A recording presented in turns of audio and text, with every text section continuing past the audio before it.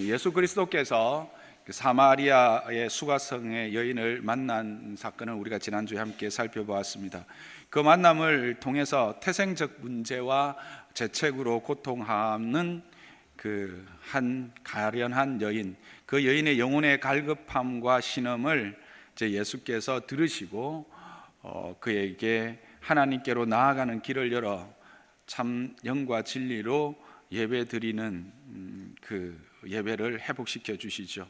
그 영과 진리로 드리는 예배가 회복된 그 여인은 이제 그 모든 것으로부터 회복되어 참된 자유함을 누리는 것을 우리는 지난주에 확인했습니다. 즉, 이 말씀은 신약의 예배는 하나님께로 나아가는 유일한 길 되시는 예수 그리스도로 말미암아 참 예배가 회복되고, 그런 예배를 드리는 자들은 우리의 의지와 선택과 상관없이 주어진 태생적 문제뿐만 아니라 죄의 문제로부터도 해방되어 참 자유를 누리게 된다는 것을 미리 보여주신 사건이었습니다. 그리고 오늘 우리가 함께 이 읽은 말씀은 그렇게 미리 보여주신 그와 같이 영과 진리로 드리는 예배가 어떠한 내용을 담고 있어야 하는지, 또 어떤 모습과 어떤 태도로 드려져야 하는지, 그리고 그런 예배가 드려진 자들에게서 나타나는 열매는 무엇인지를 우리에게 분명히 보여주는 말씀입니다. 41절 말씀에 보면 이렇게 시작합니다. 그 말을 들은 사람들이라고 이야기합니다. 그 말은 어떤 말일까요? 바로 그 앞에 나오는 베드로 사도의 설교입니다. 하나님이 주와 그리스도로 우리에게 주신 예수를 너희가 십자가에 못 박았다라고 하는 것을 선지자의 글들을 통하여 그 모여있는 흩어져 있던 유대인들에게 전했을 때 그들이 마음의 찔림을 받아 형제들아 우리가 어찌하여야 할꼬라고 애통하는 그들에게 너희가 회개해라, 그리고 각각 예수 그리스도의 이름으로 세례를 받고 제사함을 받으라, 그리하면 성령을 너희가 선물로 받게 될 것이다 라고 하는 말씀을 듣고 그 자리에서 베드로와 사도들을 통해서 세례를 받은 자들이 3,000명이나 되었다라고 하는 것입니다. 그것이 41절의 말씀입니다. 여기서 우리가 확인하게 되는 것, 여기서 다시 확인하게 되는 것은 뭡니까? 예배의 시작은 하나님의 임재로부터, 하나님의 임재와 죄인들의 회개로부터, 회심으로부터 시작된다라고 하는 것을 우리는 다시 한번 확인하게 됩니다. 예배는 사람들의 모임이 아닙니다. 예배는 하나님의 임재와 하나님으로 말미암는 은혜를 경험한 자들의 회심, 회개의 시작이 예배입니다. 그래서 여러분, 우리가 주일을 준비해야 될 것 중에 하나가 예배에 대한 기대를 가지고 준비할 때에 우리를 돌아보는 것입니다. 성령으로 우리를 조명해 보는 것입니다. 그래서 내가 하나님의 은혜를 누리기에 합당치 못한 것이 무엇인지를 돌아보고 그것을 정결케 하고 이 자리에 나온다면 하나님은 우리를 통해서 큰 일을 이루어 주실 것입니다. 하나님의 은혜가 우리 안에 충만하게 누려질 것입니다. 저는 그렇게 준비하는, 그렇게 하나님 앞에 나오는 저와 여러분 되시기를 주님의 이름 부탁을 드립니다. 그리고 또 다른 중요한 사실 하나가 있는데 그것은 교회의 시작과 예배의 시작이 동시에 일어나고 있다는 사실입니다. 지금 이들이 사도들이 성령의 임재로 말미암아 그리스도의 복음을 구체적으로 전했을 때 사람들이 세례를 받고 함께 모였습니다. 모여서 행한 것이 무엇입니까? 예배입니다. 결국 교회의 존재 이유가 무엇인가를 보여주는 것입니다. 교회의 존재 이유는 바로 예배 드림이다라는 겁니다. 예배를 위한 공동체가 교회이지, 교회는 다른 어떤 세상의 공동체처럼 다른 목적, 개인의 어떤 목적을 가지고 모여서도 안 되고 또 사회를 위한 어떠한 단체도 아닌 것을 분명히 보여주고 있습니다. 하나님께서 이스라엘을 구별하여 부르시고 그들의 하나님이 되신 이유는 나는 너희의 백성이 되고 나는 너희 하나님이 되고 너희는 내 백성이 되어서 너희는 나의 찬송이 되어야 된다 라고 말씀하셨던 것 같은 동일한 그 일이 지금 여기서 일어나고 있는 것입니다. 그래서 우리를 새 이스라엘이라고 부르는 것이죠.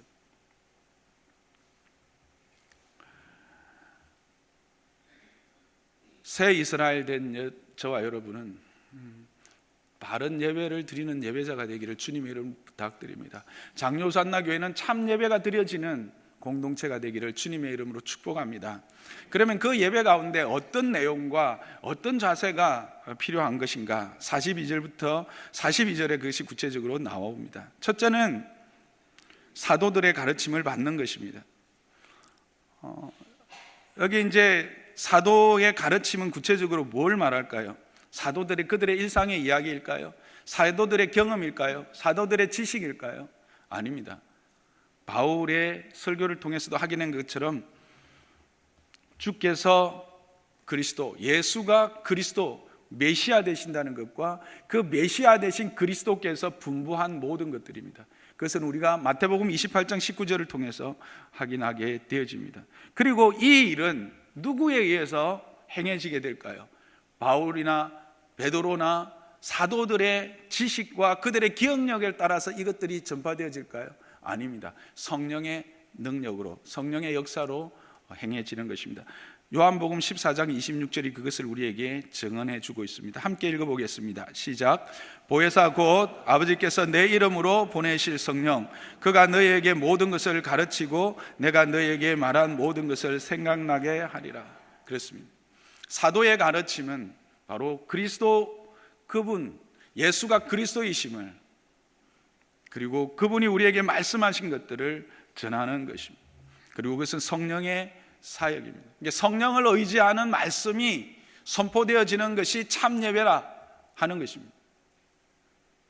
성경이 가르치는 예수 그리스도에 대한 구체적인 복음이 증거되어지는 예배여야 참 예배다라고 하는 것입니다. 그리고 그것을 기쁨으로 가르침을 받는 그것이 바로 예배다라고 하는 것입니다. 비록 내 마음에 찔림이 되고 내가 그리낌이 되고 내가 받기에 때로는 부담스러운 것이 있다 할지라도 그것이 예수 그리스도에 관한 것이면, 그것이 하나님의 나라에 관한 것이면 그것을 기꺼이 즐거움으로 아멘으로 받는 그 자세가 바른 예배다라고 하는 것을 분명히 우리에게 말해주고 있습니다. 장로선나교회는 사도의 가르침을 받는 것을 즐거워하는 교회가 되기를 주님의 이름 축복합니다. 그런데 여기서 가르침을 받는다라는 것은 어디까지를 말할까요? 그냥 듣는 것에서 끝날까요? 아닙니다. 마태복음 28장에 보면 분명히 가르쳐 지키게 하라고 하는 데까지 나가고 있습니다. 결국 우리가 그의 사도들의 가르침을 받았다라고 하는 것은 그 가르침의 내용을 지키는 데까지 나아갈 것을 포함하고 있는 말씀입니다. 저와 여러분은 듣는 것에서 만족하는 자가 아니라 듣고 순종하여 지키는 자리에까지 나아가는 자들 되기를 주님의 이름 부탁합니다. 그것이 참된 예배입니다. 두 번째는 서로 교제했다고 말하고 있습니다. 언제 교제했습니까? 사도들의 가르침을 받은 후였습니다. 그렇다면 이 교제가 어떤 교제였을지 우리는 충분히 상상이 됩니다. 사도들의 가르침을 받고 난 이후 바로 그들이 정치 이야기를 했겠습니까? 경제 이야기를 했을까요? 건강 이야기를 했을까요? 자녀의 미래에 대한 걱정을 했을까요? 내 미래에 대한 걱정을 했을까요? 그런 것들을 어떻게 준비할까 나누었을까요? 당연히 사도들로부터 가르침을 받은 이야기들을 어떻게 하면 내 삶 속에서 나타낼까? 어떻게 하면 그 가르침대로 살아갈 수 있을까? 그것을 우리는 함께 나누었을 것입니다. 그들은 나누었을 것입니다. 이것은 사도행전에 보면 베레아 사람들을 통해서 분명히 보여집니다. 베레아 사람들이 말씀을 듣고 난 이후에 그 말씀이 어떤 의미인지, 어떻게 이 말씀이 우리에게 주어지고 우리는 어떻게 살아야 될 것인지를 깊이 생각하고 묵상했다는 그런 이야기들이 나오고 있습니다. 그래서 저는 이 말씀을 또 묵상하면서 우리 교회가 가지고 있는 이 소그룹 다락방 이 순서가, 이 다락방 모임이 얼마나 복된 모임이고 성경적인가를 다시 한번 확인하게 되었습니다. 우리의 이 소그룹 모임은 주일에 우리가 들은 말씀을 가지고 한 5일 동안 살아가면서 이 말씀이 우리의 삶에 어떤 영향력을 미쳤는지, 이 말씀대로 살아가다 보니까 어떤 일이 일어났는지, 때로는 그 말씀으로 말미암아 은혜를 누렸거나, 아니면 그 말씀이 내게 너무 부담이 되어서 내가 그 앞에 그냥 포기했거나, 그렇게 할 수밖에 없었던 이유들을 나누고, 그러면 어떻게 하면 이 말씀대로 다시 살아갈 것인가, 함께 기도하고 격려하고 세워나가는 것이 이 다락방이지 않습니까? 여러분들, 예배는 이렇게 교제가 함께, 말씀의 교제가 함께 이어지는 것이 바른 예배라는 것을 꼭 기억하시기를 바랍니다. 장로산나교회는 이런 말씀의 교제에 대한 사모함이 있고 말씀의 교제의 실천이 있는 교회가 되기를 주님의 이름 축복합니다. 세 번째는 떡을 뗐다고 합니다. 이것은 애찬으로나 성찬으로도 다 해석할 수 있는 말씀이지만 46절에 보면 떡을 떼며 음식을 나누었다고 이게 구별되어 있는 것을 보면 여기서는 성찬만을 말하는 것 같습니다. 성찬이 무엇입니까? 예수 그리스도의 십자가와 부활을 실질적으로 구체적으로 증거하는 증표입니다. 그러니까 말씀에 의해서 우리가 이론 교육을 받았다면, 엄밀히 말하면 성찬은 실물 교육이라고 할 수 있습니다. 예수 그리스도가 실질적으로 우리에게서 우리를 위해서 행하신 일이 무엇인지, 살을 찢으시고 피를 흘리신 것에 대한 구체적인 확인, 그 증표를 확인하고 거기에 내가 동참하는 것, 그게 바로 성찬이라고 하는 것입니다. 그래서 성찬은 가벼이 임할 수가 없는 것입니다. 이 성찬을 임할 때 그저 우리가 어떤 빵 조각 하나를 먹고 그냥 포도주 한 잔을 마시는 것이 아니라, 그 떡을 내가 함께 떡에 참여하고 그 잔에 참여한다는 것은 나도 그와 같은 그리스도를 위하여 내가 살을 찢는 일이 있어도, 내가 피를 흘리는 일이 있어도 이 구원으로 말미암아 허락되어진 이 은혜를 놓치지 않겠다라고 하는 고백과 그와 같은 결단을, 또 그런 그리스도가 나를 위해서 흘리신 피와 살이 내 삶을 살렸다라고 하는 그 은혜의 감격을 확인하는, 그리고 그것에 감사하는 시간이 성찬인 것입니다. 오늘 우리가 성찬에 임할 때 그런 마음으로 함께 임하기를 주님의 이름으로 부탁합니다. 그래서 실제로 매 예배에는 이 성찬이 함께 드려졌습니다. 그런데 그래도 감사하기는 우리 교회는 이렇게 한 달에 한 번씩 이 성찬을 하는 것이 얼마나 감사한지 모르겠습니다. 여러분들, 이 성찬을 통해서 그 어떤 하나님의 은혜를, 우리를 향한 그리스도의 사랑을 확인하는 시간이 되기를 주님의 이름 축복합니다. 마지막으로 그들은 기도했다고 하고 있습니다. 기도가 무엇입니까? 영의 간구입니다. 우리가 기도를 말할 때 어떤 사람들처럼 자신의 어떤 주장을 관찰하기 위한 외침은 아닙니다. 손을 아래는 부르짖음도 아닙니다. 그렇다고 억울함을 토하는 울부짖음도 아닙니다.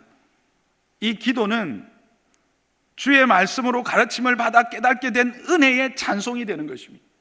그 말씀을 듣고 그 말씀을 형제들과 나누고 그것이 실질적으로 우리에게 실현된 성찬을 하면서 내게 허락되어진 은혜가 얼마나 큰 것인지, 내가 비록 하나님의 그 큰 계획은 내가 다 알지 못한다 할지라도, 또 그 은혜를 입었음에도 내 삶에서 닥치는 작은 문제들 앞에서 꼬꾸라지고 넘어지고 하지만, 그러나 여전히 내 안에서 역사하시는 그 성령. 그래서 여기 보면 이 모든 것들이 떡을 떼고 기도하고 말씀을 듣는 것이 일회적인 것으로 말하고 있지 않아요. 문법적으로 계속되어지고 있는 것을, 반복되어지고 있는 걸 이야기를 하거든요. 그런 은혜를 통해서 계속해서 하나님의 은혜를 확인하고 거기서 내게 부어주신 사랑이 얼마나 큰지를 확인하고 그 은혜를 찬송하는 것입니다. 그게 기도입니다. 은혜의 찬송. 그래서 여러분, 시편을 보시면 시편이 찬송인과 동시에 기도라는 것을 여러분 알 것입니다. 기도는 은혜의 찬송입니다. 동시에 기도는 내가 그 말씀대로 살아갈 수 없는 연약한 자임을 알며 그렇게 하나님 앞에 나를 항복시키는 겁니다. 도와달라고 엎드리는 것입니다. 그 말씀대로 내가 살아갈 수 있는 힘과 지혜와 또 환경들을 허락해 달라고, 나는 어떻게 할 수 없다고 그렇게 주님 앞에 무릎을 꿇는 겁니다. 그게 기도인 것입니다. 그래서 이것은 서로 떼어내올 수가 없는 것들이죠. 그리고 이것들이, 이 본문은 뭘 말하고 있다고? 한 번 하고 그쳤다고? 계속 반복되어지고 있다고 이야기합니다. 저는 장로산나교회가 참으로 말씀의 가르침 앞에서 순전하고 사모하는 자들이 되기를 주님의 이름 축복합니다. 성도의 아름다운 믿음의 교제가 풍성하기를 주님의 이름 축복합니다. 그 믿음의 교제를 위해서 내 시간과 내 모든 환경들을 기꺼이 포기할 줄 아는 믿음의 사람들 되기를 주님의 이름 부탁합니다. 그리고 하나님의 그 복음 앞에서 즐거이 찬양하는 자들, 그 은혜 안에서 기쁨의 찬양을 하는 자들이 되기를 주님의 이름 축복합니다. 그리고 그렇게 사랑할 수 있는 힘과 용기가 내게서가 아니라 오직 하나님께로부터만이 온다라는 사실을 분명히 알며 무릎 꿇는 자들 되기를 주님의 이름으로 축복합니다. 근데 그 일들을 할 때 이 일이 쉽지 않음을 한 단어는 우리에게 말해주고 있습니다. 그건 바로 힘쓴이라고 하는 단어입니다. 이 힘쓴다라고 하는 것은 그저 설렁설렁 기회가 되면 어떻게 그냥 내가 하고 싶을 때 또는 어떤 환경이 될 때 그렇게 했다는 것이 아닙니다. 이것은 전신과 전력을 다하여 거기에 집중했다라고 하는 것입니다. 이건 역시 단회적인 것을 이야기하고 있지 않습니다. 어떻게 한번 힘 꽉 쓰고 그리고 뭐 되면 되고 안 되면 안 되고 막 한번 내가 이번에 막 결단을 해서 40일 동안 내가 금식을 하든지 뭐 해가지고 내가 이 일을 하나님하고 막 결판을 내겠다, 이렇게 하는 것이 아니라는 거예요. 매일매일 삶 속에서 말씀 앞에 서고 성도의 교제를 행하고 그리고 그 복음 앞에서 나를 발견하고 내게 허락하신 은혜에 대하여 감사하고 찬양하는 이런 일을 위하여 전심과 전력을 다했다라는 거예요. 그래서 이것은 쉽지 않다라는 것과 동시에 그만한 가치가 있다는 것을 또한 이야기해 줍니다. 그러니까 우리가 무엇에 힘쓰느냐에 따라서 우리의 삶의 가치를 어디에 두고 있느냐를 알 수 있지 않습니까? 세례를 받고 예수 그리스도가 주라고 고백하고 그 그리스도로 말미암아 회복될 은혜를 사모하는 자들은 그들의 삶에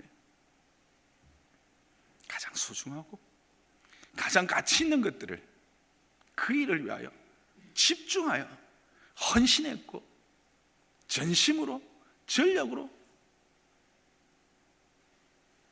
달려갔다라는 것입니다. 저는 장로산나교회가 이런 교회가 되기를 주님의 이름 축복합니다. 그랬더니 어떤 일들이 나타납니까? 그게 43절부터입니다. 사람마다 두려워하는데 사도들로 말미암아 기사와 표적이 많이 나타났다고 합니다. 이걸 보면 오히려 이게 사도들로부터 기사와 표적이 많이 나타나는 것을 먼저 살펴볼 필요가 있습니다. 이런 바른 예배가 드려졌을 때 사도들을 통해서 많은 기사와 표적이 나타났다고 합니다. 그런데 기사와 표적이라고 하는 두 단어로 되어 있지만 실질적으로 뒤에 오는 동사를 보면 단수를 받고 있습니다. 이 말은 이 기사와 표적은 다른 말이 아니라 한 단어인데 강조하기 위해서 다른 단어를 두 개를 쓰고 있는 것입니다. 그리고 성경에서 기사와 표적은 어떤 때 사용하고 있습니까?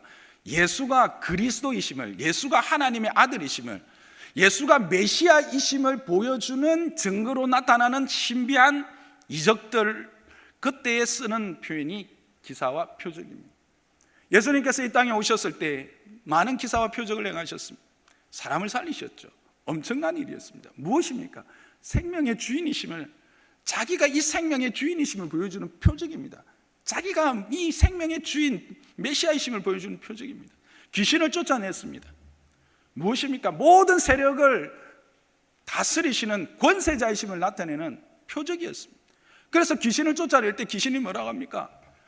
이거 왜 왔습니까? 아직 때가 안 됐는데요. 하나님의 아들이신 당신이 왜 벌써 오셨습니까? 귀신들도 알죠. 귀신같이 알죠.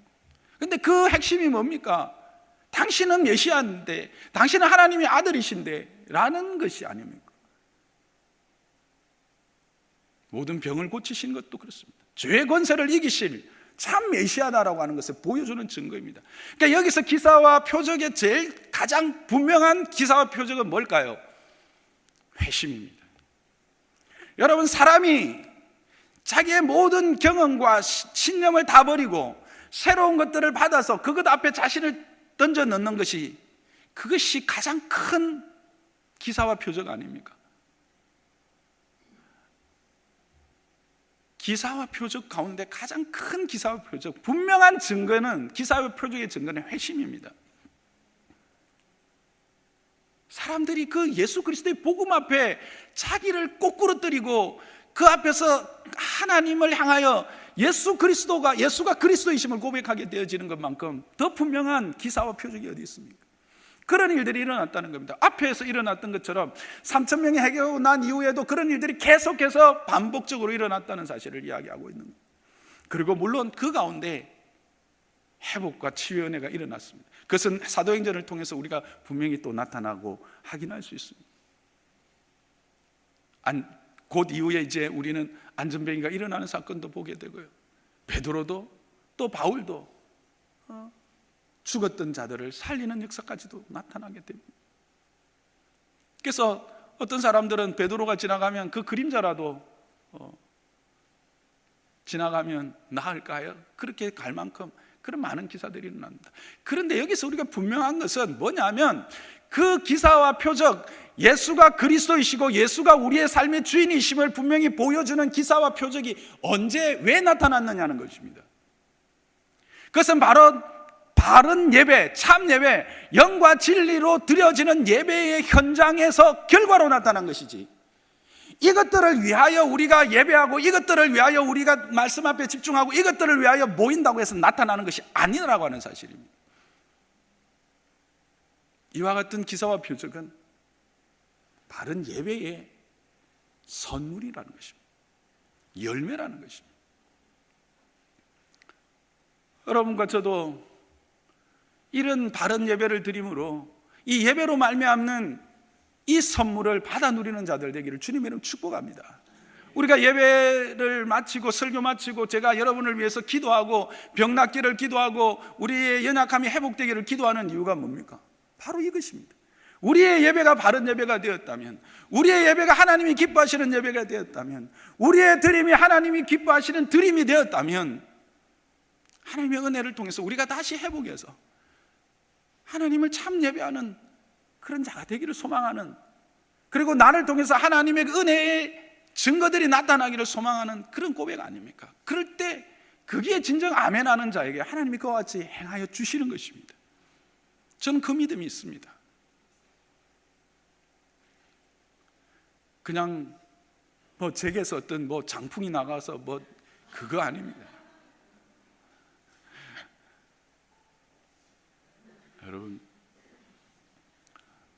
여러분이 어떤 예배자가 되느냐, 여러분이 어떤 예배자로 서느냐, 거기에 따른 하나님의 은혜의 선물이 되어지는 것입니다.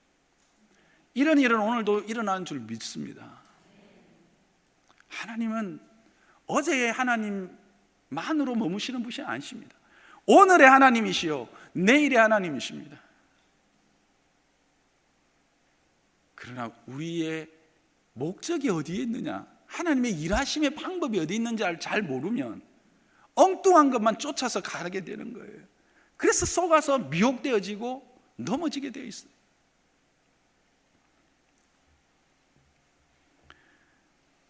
그리고 나타나는 현상은 또 무엇입니까? 사람마다 두려워한다고 합니다. 이것을 47절에는 온 백성에게 칭송을 받는다라는 말로 다시 말하고 있습니다. 사람마다 두려워한다는 겁니다. 이 두려움은 어떤 두려움일까요? 이 무서움일까요? 공포일까요? 아닙니다. 이 말의 의미는 경외함입니다. 존경입니다. 그리고 이 본문을 그 원어 그대로 이렇게 풀어보면 직역하면 이렇습니다. 모든 영혼에 두려움이 일어나고 있었다라는 것입니다. 그러니까 이 사람이라고 해석되어졌지만 이것은 영혼을 이야기하는 겁니다. 그러니까 사람들이 막 모이는데 모이더니 이렇게 말씀을 듣더니 또 막 모여서 또 기도도 하고 찬양도 하고 그런데 그 안에서 놀라운 일들이 일어나고 사람들이 눈물의 해결을 하고 예수가 그리스도로 하고 이러는데 이게 다른 거예요. 이게 특별한 거예요. 그래서 이게 뭐지? 야, 정말 경외롭다. 와, 신비롭다. 이렇게 되는 거죠. 이것은 우리에게 오늘처럼 교회가 무시를 당하고 세상으로부터 경멸을 당하고 세상으로부터 이렇게 손가락질을 당하는 이때에 우리에게 시사하는 것이 참 많습니다. 여러분, 우리가 뭔가를 세상에 해서 세상이 우리에게 존경하지 않습니다. 그것은 사회단체입니다. 우리는 하나님을 바로 예배하는 그 예배를 통해서 세상을 도전하는 자들입니다. 그래서 이런 바른 예배들이 일어나는 그 자리에 소동이 일어났다고 사도행전 지금 우리가 매일 성경을 통해서 읽고 있잖아요. 에베소에도 그랬고요. 많은 곳에서 믿음의 사람들이 믿음으로 서는 그 일로 말미암아 그들의 주위에 있는 많은 사람들이 소동하고 일어나고, 예루살렘이 그랬고요. 왜 그랬을까요? 다름을 하기는 거예요. 그리고 내면적으로 겉으로는 으르렁거려도 그 내면적인 뭐예요? 경외함과 두려움이 있는 것이죠. 이 성령의 분명한 증거입니다. 때로는 우리가 바른 예배자로 서고 하나님 앞에 설 때에 세상이 우리를 좀 대적하고 소동할 때 두려워할 이유가 없어요. 그 내면에는 그의 영혼들은 뭐라고요? 두려움을 이제 시작하는 것입니다. 두려움이 일어나고 있는 것의 증거이라는 겁니다.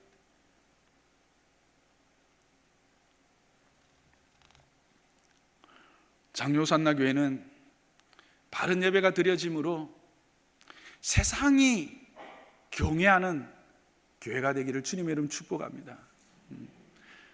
세상이 두려워하는 교회가 되기를 주님의 이름 축복합니다. 그리고 그것이 결국 하나님을 칭송하는 자리에까지 나아가는 교회가 되기를 주님의 이름 축복합니다.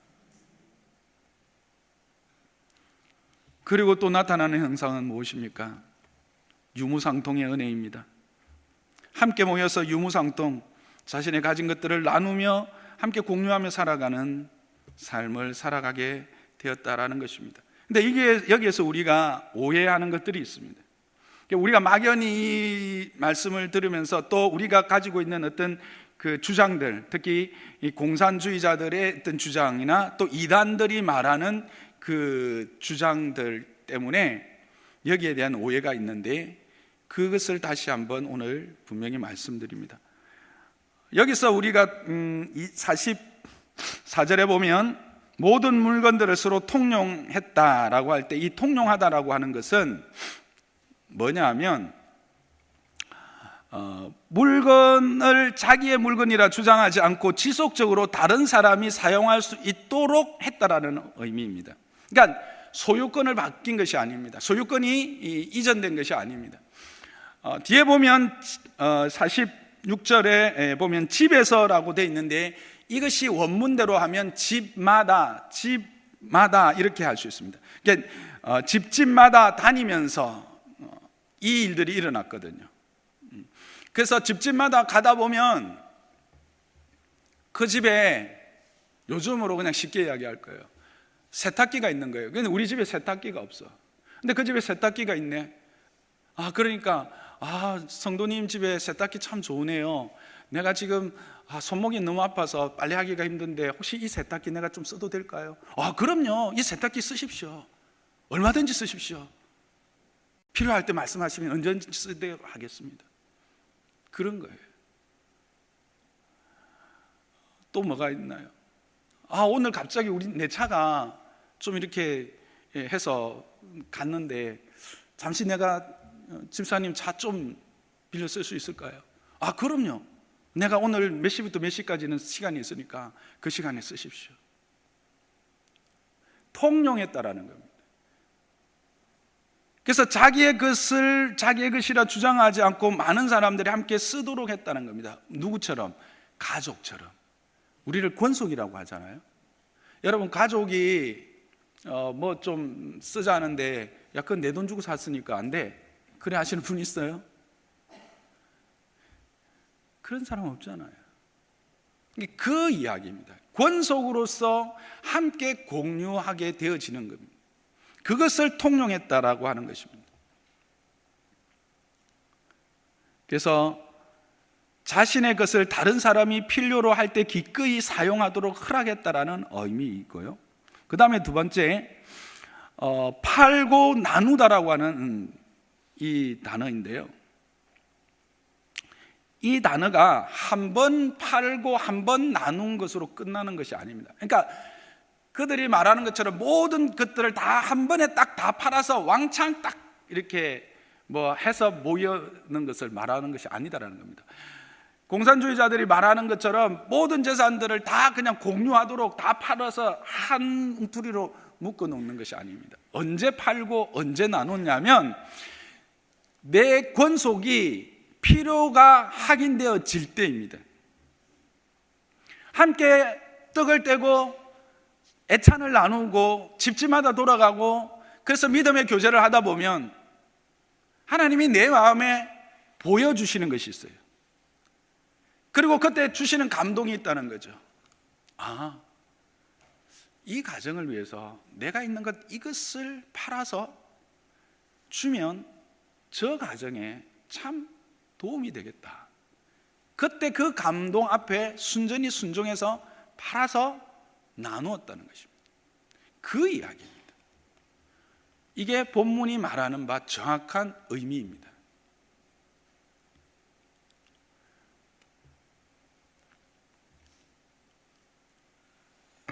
그런데 여기서 이제 조심해야 될 것이 이게 그래서 4장에 가면 어떻게 나타납니까? 4장 35절에 보면 4장 34절부터 보면 그 중에 가난한 사람들이 있으니 이는 밭과 집이 있는 자들이 팔아 그 판 것을 값을 가져다가 사도들의 발 앞에 두매 그들이 각 사람의 필요를 따라 나누어 줍니다. 아마 2장에서는 그냥 그렇게 사람이 사람을 통해서 나누기를 시작했던 것 같습니다. 그랬더니 뭐가 발견됐겠습니까? 문제가 나타나기 시작했던 거죠. 우리 안에서도 그런 문제가 있습니다. 내가 해서 나누었는데 내가 의도한 것과 전혀 다르게 그 물질이 쓰이는 거예요. 그래 되면 내가 시험을 받아요. 또 그거를 이렇게 성도를 통해서 이렇게 공급받은 사람은 그 성도가 자꾸 신경이 쓰이는 거예요. 눈치가 보이겠죠. 믿음이 성숙해서 그렇지 않으면 되는데 그러다 보니까 이게 선하게 안 되는 거예요. 교회 안에서도 솔직히 있어요. 그래서 교회가 뭘 이야기하냐면 교회를 통해서 하라고 하는 것이 그거입니다. 교회를 통해서 하면 이런 문제에서 자유로울 수 있습니다.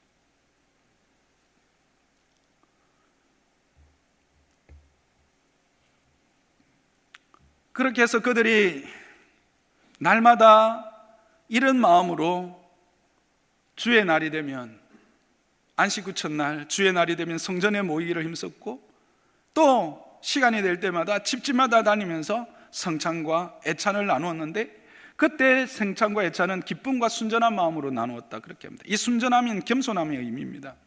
그러니까 이게 절제된 생활과 저는 연결된다고 생각합니다. 왜 그렇게 말할 수 있냐면 고린도전서에 보면 그 성찬에 애찬에 먼저 온 자들을 너희들 그 다음에 올 자들을 위해서 조금 절제해서 먹으라 그렇게 하잖아요. 남겨두라 이 말이죠, 그렇죠? 우리의 삶에 이런 그 유무상통이 일어날 때에 절제가 되어야 되는 거예요. 뭐 그리스도 안에서 한 몸이라며. 근데 그거 못 해주나? 그렇다고 네가 목사가 그래 말하면서 네가 장로가 뭐 이렇게 이야기할 수 있다라는 거죠. 그것은 그렇게 하는 것이 아니다라는 거예요. 어떻게? 순전한 말은 겸손한이라고 하는 의미가 더 큽니다. 욕심내지 않고 감사한 마음으로 그렇게 나누는 것입니다. 이것들을 조합해 볼 때 그들은 주의 날에 성전에 함께 모여 말씀을 듣고 평일에는 함께 모일 수 있는 넓은 집을 돌아다니면서 애찬과 성찬을 나누고 성도들로부터 들은 말씀으로 믿음의 교제를 나누었습니다. 그리고 그 교제들을 통해서, 말씀을 통해서 받은 은혜들을 하나님께 감사와 찬양의 기도를 드렸다는 사실을 확인하게 됩니다. 그렇게 모였을 때에 자신에게 있는 그 어떤 것을 자신만을 위하여 사용하지 않고 그것을 필요로 하는 자들이 사용할 수 있도록 허락하였고, 또 물질적인 필요가 있는 자들이 있으면 미리 준비하여 그들의 필요를 채워주는 그런 공동체가 되었다는 것입니다. 그런데 그렇게 되어질 때 순전한 마음으로, 겸손한 마음으로, 욕심을 부리지 않고 정말 필요한 것들만 서로 나누고 함께 공유한 것을 확인하게 됩니다. 결국 저는 이 말씀을 보면서 생각난 게 뭔가 하면, 결론적인 것은 뭐냐, 바른 예배가 드려지고 그 예배로 말미암아 회복과 치유와 자유함의 은혜를 경험한 자들의 특징은 뭐냐, 공동체에 대한 책임을 가지게 된다라고 하는 사실입니다. 그 속한 공동체에 대하여 책임을 가지고 말하고 행하게 되어진다라는 사실입니다. 근데 이 책임이 의무로서의 책임이 아니라 은혜에 대한 자발적 반응으로서의 책임이라는 것을 우리는 확인하게 되어집니다. 근데 이것은 신약교회에서 갑자기 나타난 것이 아닙니다. 여러분 기억하십니까? 속죄제와 속건제를 드릴 때에 그 의미에 대해서 제가 분명히 말씀드린 적이 있습니다. 속죄제를 드릴 때에 대제사장이나 회중의 대표나 장로들, 지도자들이, 또 사람들이 죄를 지었을 때 그 속죄의 피를 어디에다 먼저 뿌립니까? 성소와 번제단에 먼저 뿌립니다. 자기 자신에게 그 피를 뿌리지 않습니다. 그건 무슨 말일까요? 대제사장의 예를 들면, 대제사장의 그 범죄로 말미암아 그 성소가 더럽혀지면 하나님의 은혜가 백성에게 흘러갈 수 있습니까? 없습니까? 없다는 겁니다. 그래서 먼저 성소를 정결케 해서, 내가 이 속죄 제사를 드리는 근본적인 이유는 내 죄뿐만 아니라 나로 말미암아 하나님의 은혜가 흘러가게 하는 일에 방해되지 않겠다라고 하는 것입니다. 그것의 장애물을 제거하는 것입니다. 이것은 공동체에 대한 내 책임에 대하여 내가 기꺼이 제물로 드려지겠다라고 하는 것을 의미한다고 말씀드렸습니다. 속건제도 동일했습니다. 두 사람이 사이가 안 좋습니다. 나는 몰랐습니다. 그런데 상대방은 어때요? 속으로 늘 힘듭니다. 저 인간이 말이야, 그렇게 해놓고 저렇게 쌩글쌩글 웃고 다녀? 은혜가 되겠습니까? 은혜가 안 되죠. 근데 그게 깨달아졌어요. 누군가 말해줬든지 아니면 스스로 깨달았든지, 그럴 때 어떻게 해요? 하나님 앞에 가서 회복하고 사람에게 가서 회복하는 거예요. 그게 뭐예요? 책임을 지는 거예요. 그 한 영혼에 대하여, 그 공동체에 대하여 책임을 지고 해결하는 거예요. 그게 실질적으로 우리의 삶에 어떻게 나타나야 될 것인지, 예수 그리스도로 말미암아 그와 같은 근본적인 죄의 문제에 대하여 해결받은 우리는 우리의 삶에서는 그 모습이 어떻게 나타나야 될 것인지를 보여주는 모습이 바로 이 모습이다라는 거예요. 화목제물이죠. 화목제사죠.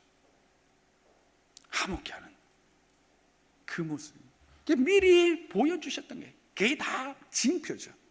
다 보여주셨던 게 그리스도 안에서 완성된 그 은혜를 누리는 자들이 어떻게 살아가야 할 것인가 하는 것입니다. 그래서 세상과 교회 공동체, 세상 공동체와 교회 공동체의 차이가 있는 거예요. 세상 공동체를 이야기할 때 이익 공동체라고 그러죠. 그렇죠?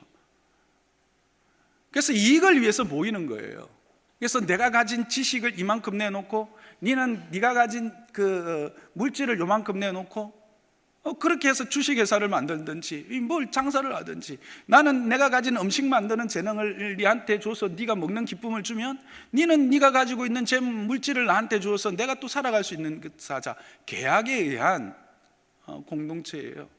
제가 너무 좀 비판적으로 생각하는지 모르지만 실제로 그래요. 그래서 세상에 뭐예요? 이것을 보다 자기의 이익을 더 많이 취득하는 사람이 능력 있는 사람이잖아. 아닌가요? 근데 이게 착취라는 이름으로 예전에는 행해졌고 권력이나 다른 어떤 것으로, 그러나 요즘에는 그것들이 많이 순화되었지만 그러나 결국은 다른 사람을 나에게 유익하게 하도록, 그래서 나에게 유익을 줄 수 있는지가 상대에 대한 나의 관심의 초점이죠. 그러나 교회는 어떻습니까? 오늘 이 말씀을 보면 교회는 그렇지 않다는 겁니다. 교회는 다른 사람에게 내가 어떤 유익을 줄 수 있느냐가 관심이라는 겁니다. 그게 교회 공동체와 세상 공동체의 차이예요. 이 말씀을 묵상하면서 우리가 옛날에 자주 듣던 천국 비유가 생각났어요. 지옥과 천국의 차이는 뭐라고요? 지옥과 천국에는 긴 숟가락과 긴 젓가락밖에 없다는 거 아닙니까? 지옥은요, 지 입에 넣으려고 그 긴 숟가락을 들고 하니까 하나도 입에 안 들어가. 다 날아가. 그래서 배가 고파갖고 아니 많은 것이 있는데 왜 안 돼? 천국은요, 먼저 드세요. 먼저 드세요. 다른 사람을 위해서. 참 그게 딱 맞는 이야기더라고요. 교회 공동체의 특징이 뭐냐? 내가 누군가에게 어떤 유익한 존재가 될 것인가에 관심이 있는. 저는 이런 교회 되기를 주님의 이름 축복합니다. 근데 여러분, 우리가 늘 생각할 때 순서가 중요하다고 했습니다. 우리는 늘 이 공동체가 되기를 위해서 힘쓰자 애쓰자 그랬어요. 근데 우리 힘쓰고 애쓴다고 이 공동체가 될까요?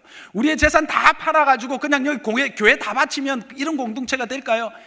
결코 되지 않습니다. 오히려 그 물질 때문에 서로 싸우고 찢고 뽑고 네 건 내 건이 더 싸웁니다. 뭐가 돼야 된다고요? 바른 예배가, 영과 진리로 드려지는 예배가 우리 안에 회복되어지면 뒤에 나타나는 것은 자연스러운 결과일 뿐입니다.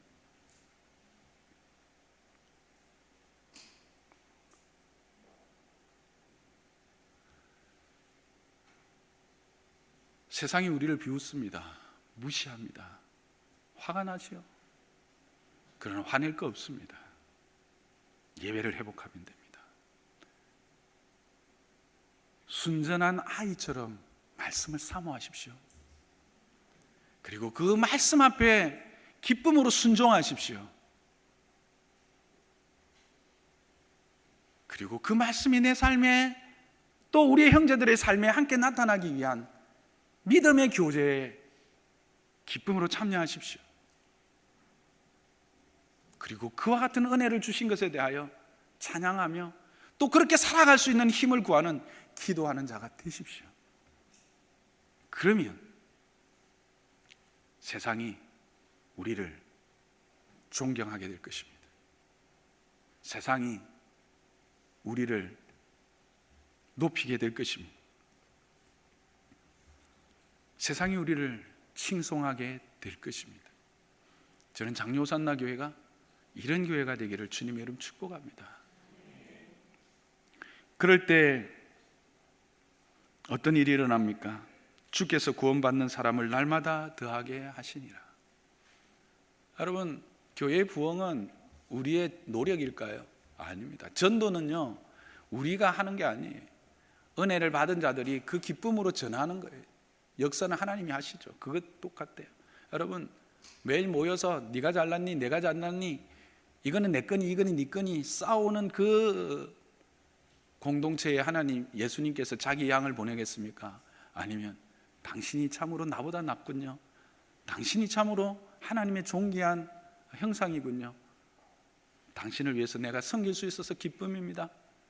그렇게 자기가 가진 재능을 기쁨으로 내어놓고 작은 일에 충성하면서 묵묵히 말없이 하나님 바라보고 이건 내 십자가네, 이거는 내 십자가네 하고 걸어가면서 그렇게 아름다운 예배를 드리고 예배의 삶을 사는 그 공동체에 예수님이 내 양을 먹이라 하고 보내겠습니까?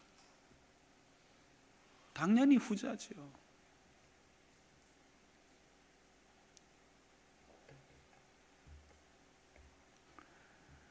저는 장로산나 교회가 바른 예배가 드려지고 그 바른 예배의 삶들이 우리 안에서 점점 풍성해져서 그렇게 주께서 믿는 자들을 보내주는 그런 공동체 되기를 주님의 이름 축복합니다. 여러분, 이 그릇은 제가 앞에서 말씀드렸던 것처럼 우리의 믿음의 길이와 넓이와 높이와 어떠함에 따라서 이것이 충만함의 차이가 달라지는 겁니다. 여기까지라고 하는 것은 없습니다. 계속 자라야 합니다. 계속 높아져야 하고요, 계속 깊어져야 하고요, 계속 넓어져야 하는 것입니다. 이것이 좁으면 좁을수록 은혜는 고갈되어지고요, 넓으면 넓을수록 은혜는 풍성해지고 충만해지는 것입니다. 장로 선나교회는 이 은혜를 사모하여 이 은혜의 큰 그릇이 우리 안에서 누려지기를, 여러분의 삶 가운데 누려지기를 주님의 이름 축복합니다.